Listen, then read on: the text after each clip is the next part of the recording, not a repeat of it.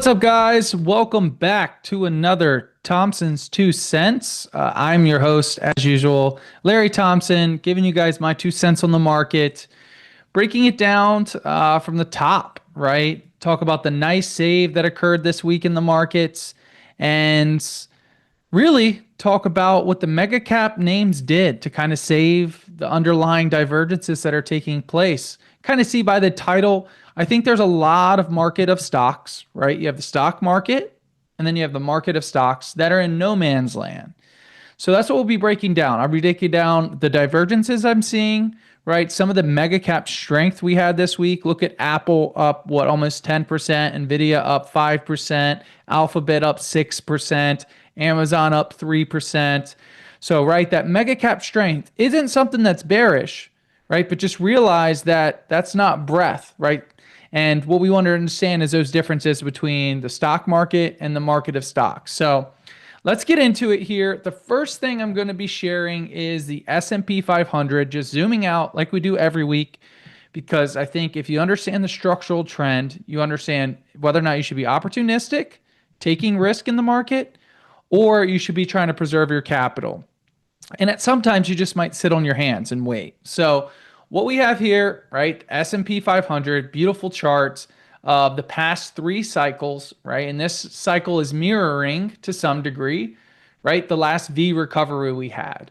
And what you'll notice here is I have these 2 boxes highlighted. These both are the August time frame, right? This August-September time frame of the market, where we started to see some chop in prior V recovery, and we're starting to see a little bit of sideways price action in the market now, right? All of this is healthy, right? All of this is occurring within the context of an underlying uptrend, right? So this is not the time to be calling a top in the market. You have to think of it like there's times to be really pressing the gas, there's times to let up on the gas, right? There's times to hold onto the wheel, and there's times to hit the brake. Right? This is just a time where we're letting up on the gas a little bit and we're just digging underneath the surface of the market. We had a great save this week, right? As you can see, we're up 2.5% in the market, which was great, but it was still an inside week based on that bearish engulfing candle we had last week. And so what really saved the market this week is the MAGs, right?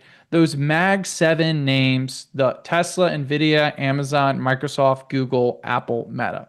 Every single one of those, I believe, was green this week, right? Every single one of these names was green this week. And what did it do? It closed at all-time highs, right? Today it closed at all-time highs. You have RSI in this bullish regime, and this makes up almost 30% of the S&P 500.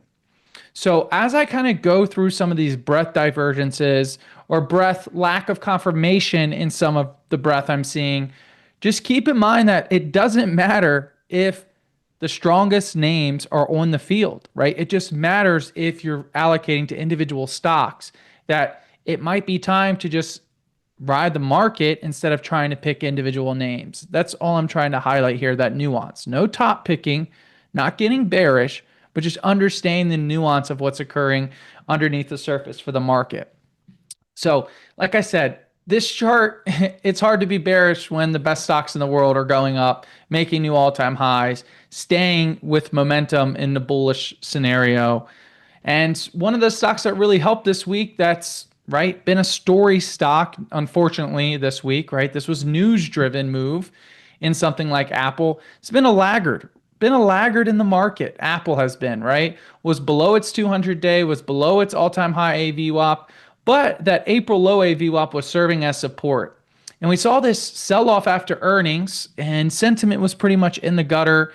And then we saw Trump come out, right? We saw Trump come out and basically play favorite based on Tim Cook playing game theory with Trump, right? Allocating more resources to the United States and being left off of some of these tariff and counter positioning that Trump was doing in the market. And what did we see? We saw a huge move in Apple. And when you see a move like this in Apple, one of the largest companies in the world, right, it can do a lot of the heavy lifting for the market. And we've seen this before. We've seen periods of time where it's Amazon leading, Nvidia leading, Microsoft leading, and that intra Mag 7 rotation can keep the market afloat while breadth kind of dissipates. And that's actually, to me, it's not necessarily healthy, but it just shows you that the bull market is not going anywhere, right? It's still intact. There's still opportunity on the surface, and there's not a chance to get short. There just might not be a chance to allocate to individual names as much as you want. So something like Apple doing this is great for the overall market, right? It's kind of saving what might be occurring underneath the surface. I think we still had more decliners than advancers this week. But in general, right, this is what is helping the market kind of get back under its feet. Last thing I wanted to highlight from a broad perspective is the VIX, right? We look at the VIX and understand it can be volatility gauge and a fear index. Some people will categorize it. And one way to think about the VIX is just understanding how big moves can be and how much damage can be done or repaired. And what we saw at the end of last week is we saw a huge 1-day spike, 2-day spike in the VIX, right? It was the largest since this bottom that occurred in April. And since then, we've seen, right, volatility kind of leave the market. That's bullish, right? We know bull markets tend to be built on quiet, these slow drips higher, slow drips higher, slow drip higher. And we had that counteractive move on Monday to kind of get the market set back up.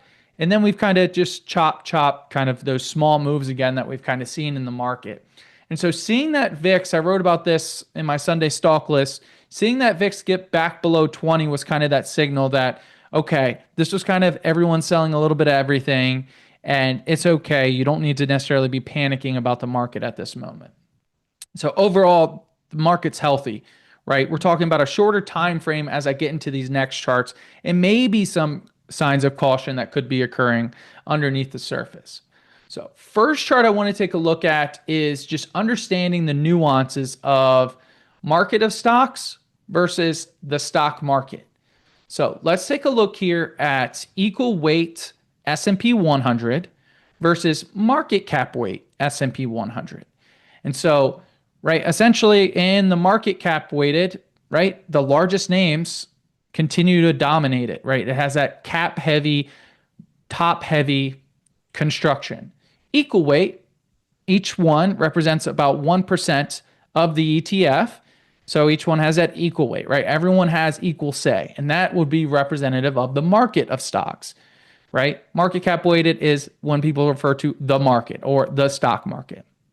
And the reason I want to highlight this chart is you can see that there started to be a lack of confirmation, right? You started to see this gap widen between the stock market, the blue line, right, and the market of stocks, right? And the reason I highlight this is if you think about, oh, it's a stock picker's market, that means that breadth and internals look good, right? There's a lot of stocks underneath the surface that you can choose to allocate to. When we start to see this occur, when it's the top heavy names dominating, that's to me not a stock picker's market. That's when it's hard because what are you going to do? Put all your eggs in the top 10, 12 names in the market? And so a lot of times this is kind of that time when we saw seasonality, what I highlighted that first chart in August, we kind of saw seasonality can be at a point where we kind of chop sideways. And I think that's what can happen here, right? The market cap can kind of take us so far, but we'll need these stocks underneath the surface to kind of get back to all-time highs. And so this just really well represents that fact. Another one that represents it pretty well. Look here, the red one represents equal weight technology sector, and the blue one represents some market cap weighted, right? Market cap weighted has allocation to Apple, Microsoft, make up the majority of that index. Equal weight, right? All equal. And you see that same thing, right? That huge week we had in Apple can really allow this to kind of start to lead in front of the market. When you look at the equal weight, it's not as great looking, right? We're just kind of been sideways now since mid-July, and we've seen this sideways price action, right?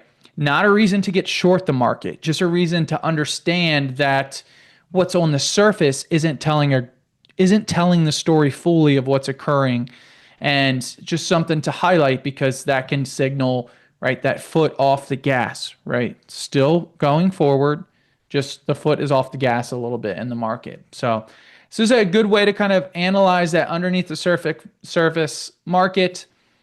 Last chart I'll talk about when it comes to this is looking at percent above the 20-day moving average in the top panel, and then just daily candles in the bottom.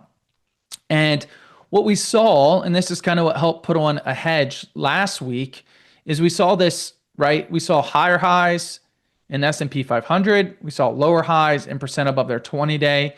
And this can get kind of tricky, but essentially when it starts to get near this 30, it becomes bullish because it's oversold in an uptrend.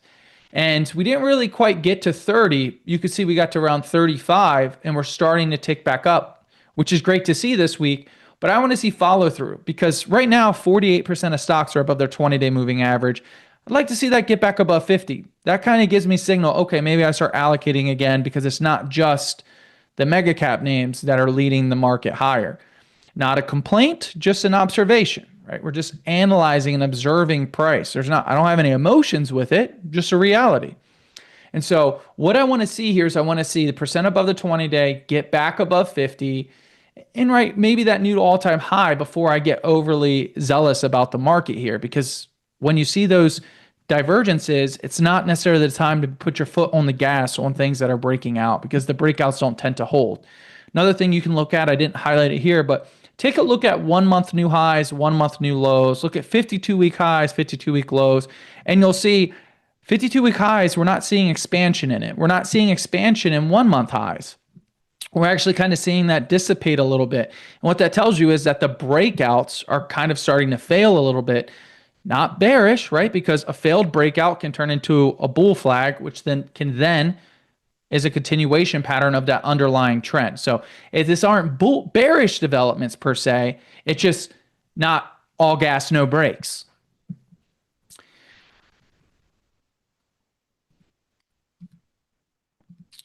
Next chart I wanted to highlight here and just kind of hitting on that theme is two sectors I like to see do really, really well in the market are financials and industrials. Industrials to me just represent one, the AI story to a degree, because they're the ones that are going to implement it in those factories, in the stores, right? They have that economic sensitivity to them. And then financials, right, also represent the economy, the underlying trend, the consumer. And the charts kind of look similar. What we're seeing here is we're seeing this bearish RSI divergence, right? So when you think about a divergence, let me move this chart over a little bit. You can see that we had a lower high in RSI and we had a higher high in price. That's not the signal. The signal is then seeing price break down. And we saw price breakdown. And what did we see this time that we haven't seen in pullback since the April highs, right? Sorry, since the April lows. What have we not seen?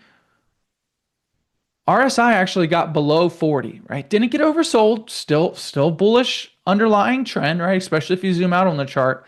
But now RSI is below 50 and it's actually just kind of waning sideways here. And that's not when I like to necessarily add. I like to see RSI get back above 50, see the bulls back in control of momentum. And we're actually kind of seeing in this chart, we're staying below this $52 area and we're not closing this gap from last week. Not closing this gap. We're kind of just consolidating below this gap, which isn't short-term a bullish pattern. This is not a bullish pattern, right? We had a bearish pattern yesterday. We had an inside day, right? So the price yesterday, we barely took out any of it today. And this bottom panel also just represents, you can see we've had a lack of relative strength.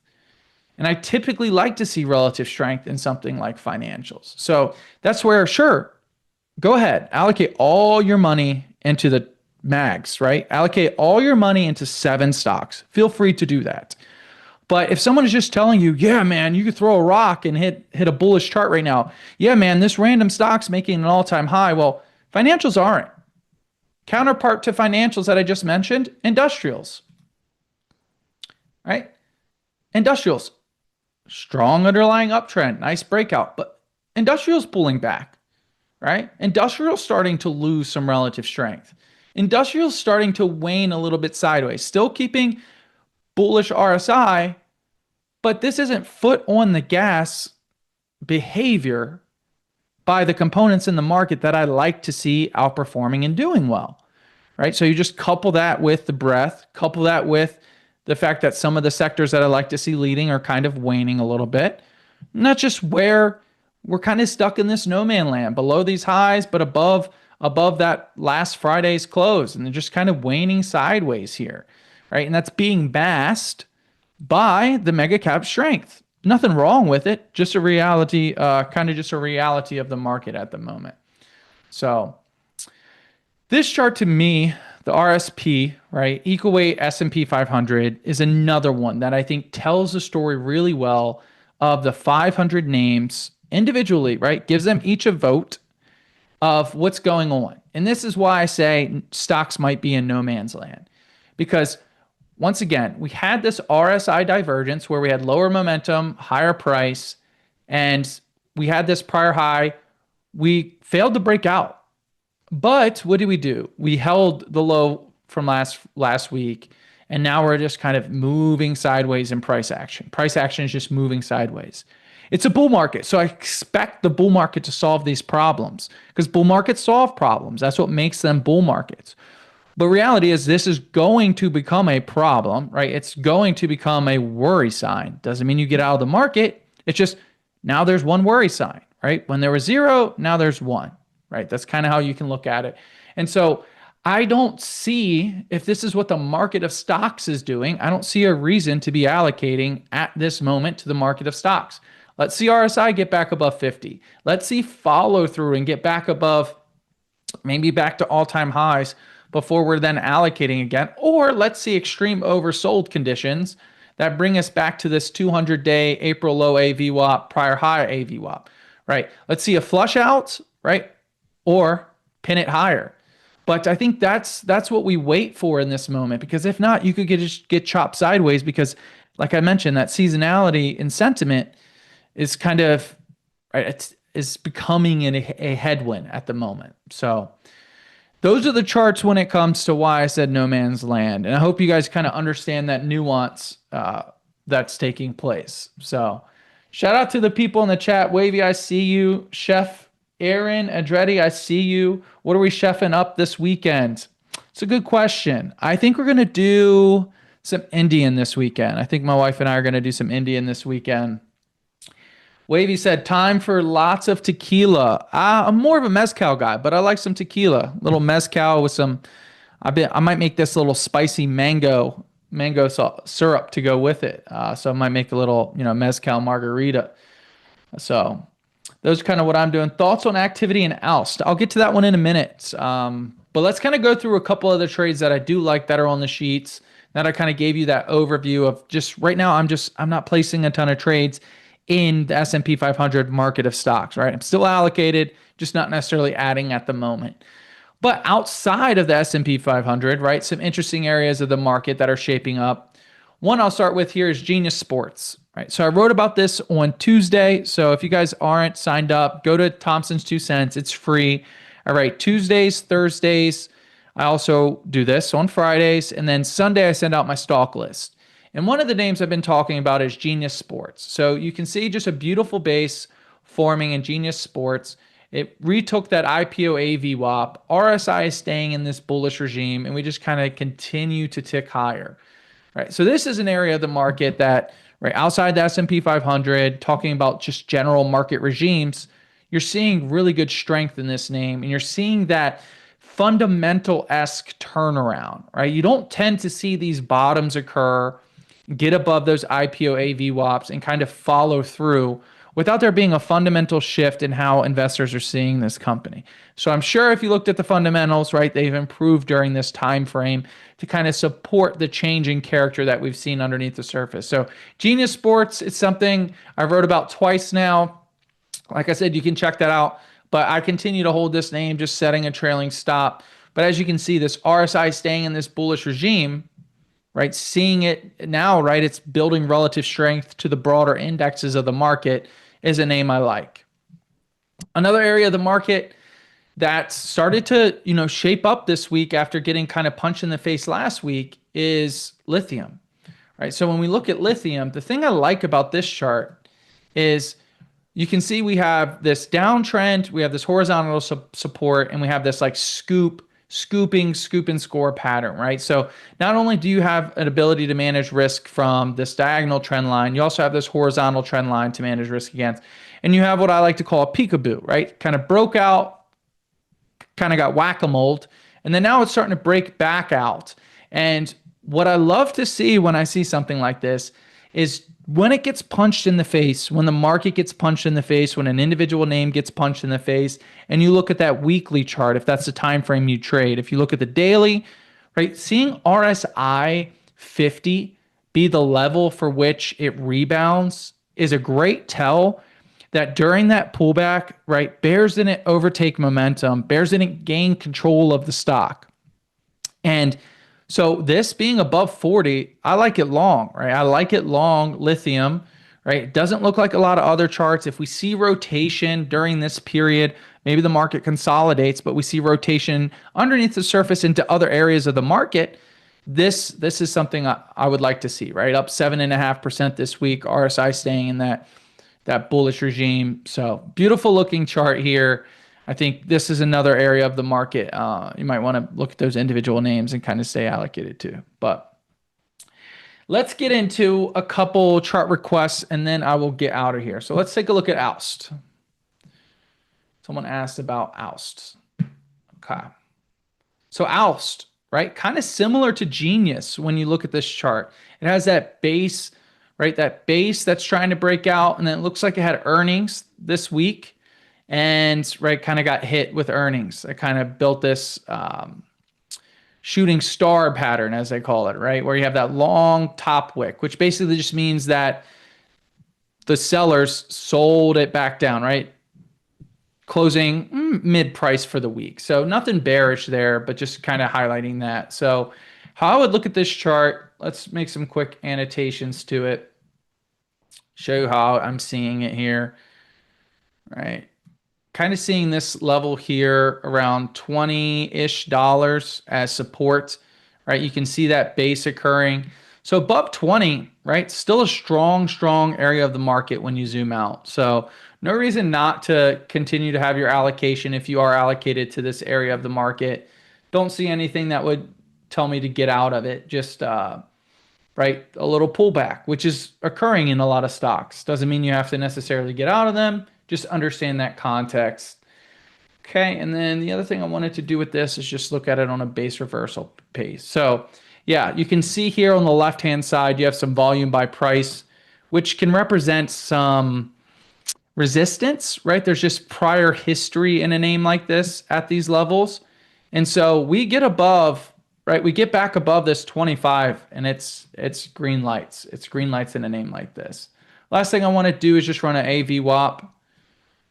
Yeah, great looking chart. Great looking chart. So even if you might not be allocated now, maybe it's something that continues to sell a little bit and maybe something $15 where that IPO AVWAP comes in. But overall, solid looking chart. Let's zoom in to this daily, right? You kind of see that daily lines up with this kind of basing, right? This failed breakdown. And then we had that shot up. So yeah, overall above 20, Oust looks okay.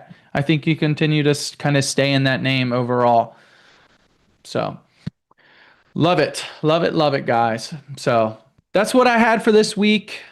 Thank you for tuning in. Like I said, I will write something tomorrow, right? So Saturday I write, sign up for Thompson 2 cents. Sunday I will send out my stock list, which just gives us individual names that I'm taking a look at. And what I want to see is follow through, right? Strong week in the market. I want to see follow through and I want to see breadth improve, right? That would kind of get me putting the foot back on the gas. But right now, foot is off the gas a little bit. Doesn't mean I'm bearish, right? Doesn't mean I'm scared or angry. I'm just observing things underneath the surface that to me warrant taking the foot off the gas for a minute. So that's what I have this week, guys. Let me know what you think in the comments. And also, always leave comments. If you guys give this video a like, that just helps the channel grow, helps me continue to do more of this, and give some feedback too. Anything you guys want to see, if there's a sector you want me to break down, if there's some risk metrics you want to take a look at, just let me know in the chat. But with that, guys, have a great weekend. Peace.